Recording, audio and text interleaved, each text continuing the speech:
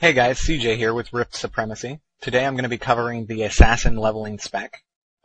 Basically your primary tree is Assassin, your secondary tree is Blade Dancer, and your tertiary tree is Nightblade.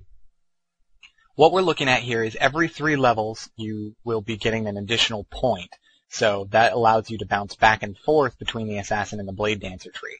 The mainstay of our points will be going into Assassin initially, and then we'll fill up Blade Dancer as we progress in levels.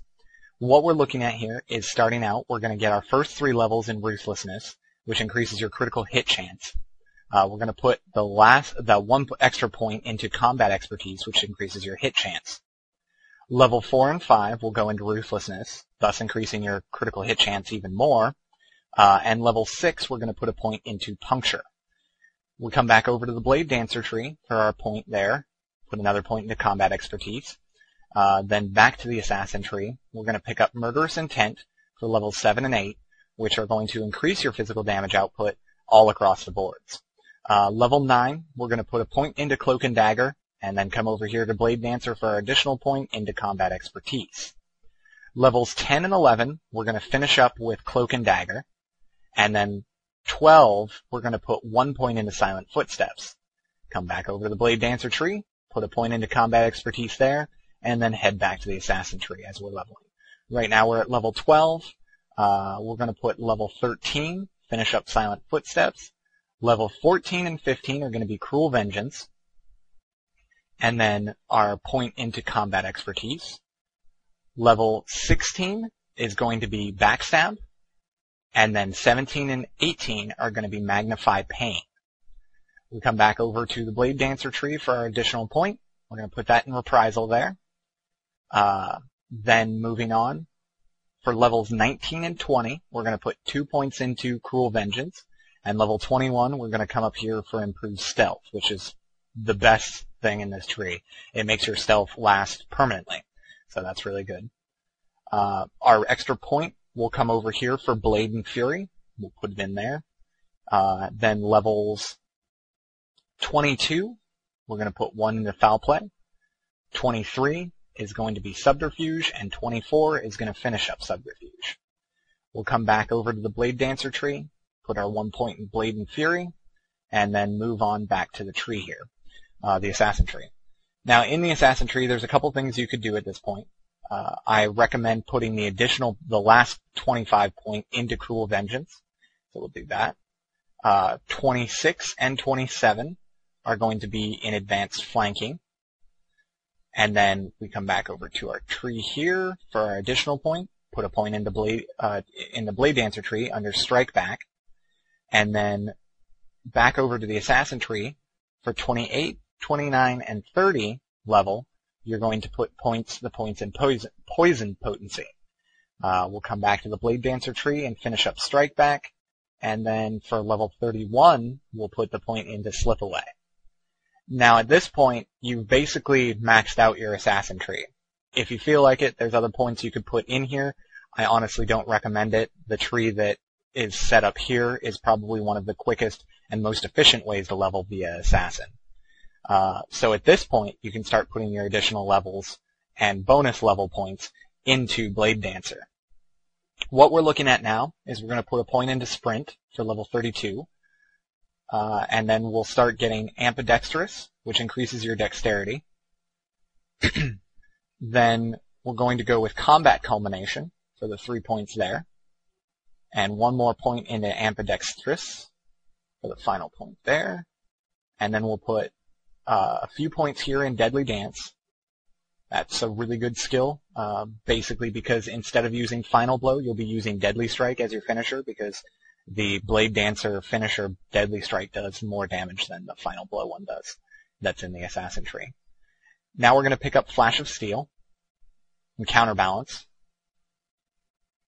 Looking at our points here, we've got quite a bit of solid survivability and damage output. It's a very nice spec thus far, and you should be able to sneak around pretty easily and do a lot of damage to the mobs. We'll put our 25th point in the Blade Dancer tree into Blade Tempo. And then we're going to pick up Blade Hustle and Vivacity after that. Our 31-point talent in the Blade Dancing tree is Dancing Steel. It's a very, very heavy damage skill if you have more than 2 targets. So if you've got 2, 3, 4, or 5 targets, Dancing Steel is your go-to option. It does a lot of damage. We'll come back down for our 30-second point into Disengage. Disengage, basically anytime you parry or parry or dodge, you have this skill, which is a reactive ability, which will allow you to stun the opponent for 4 seconds. Very solid skill, very nice. Our last 3 points we're going to put into Blazing Fury in the Nightblade tree. This increases the damage of your combo point generating abilities by 9%. This basically will level you very quickly through 1 to 50 if you follow the tree exactly how I laid it out.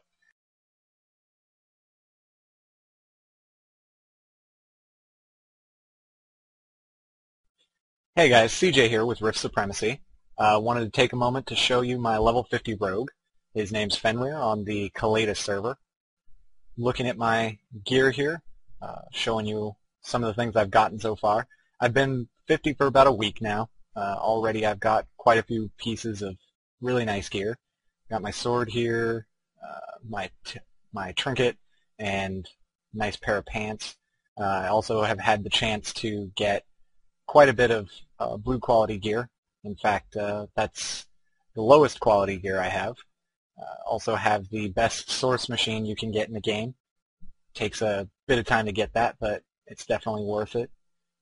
Looking over here, we got some nice titles that I've gotten along the way to 50. You can see those there. Obviously, you can see I've spent a lot of time doing that. And basically the way those work is you select one. Like right now I'm Fenrir the Giant Killer. It could be Fenrir the Light in the Dark or the Baddie. And then there's prefixes. The prefixes are a little harder to get. There's Harbinger and then Grim, and you can see at the top there that it changes. So right now I'm Grim Fenrir the Baddie, and you can change those at will whenever you want. It's a pretty neat system, and there's plenty to unlock. There's still many more that I haven't gotten yet that I'm still in the process of working on the achievements for.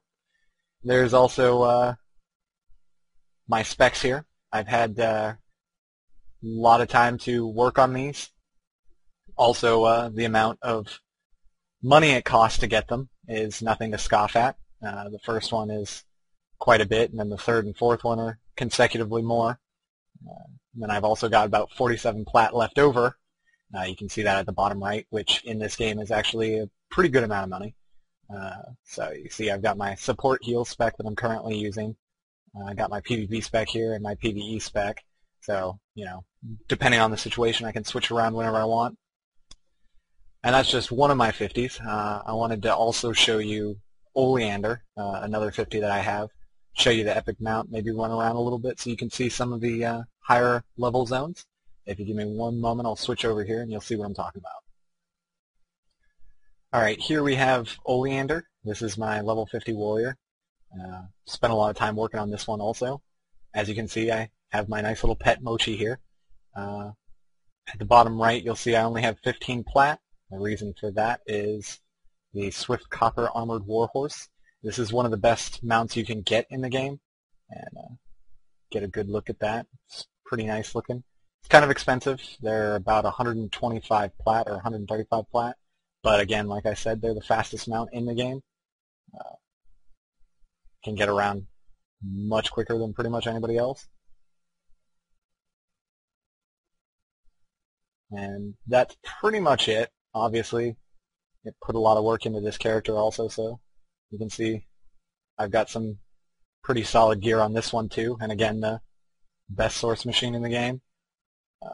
Plenty of titles as usual. And that's about all there is. Again, this is CJ with Rift Supremacy, and check out our other videos for any other information you might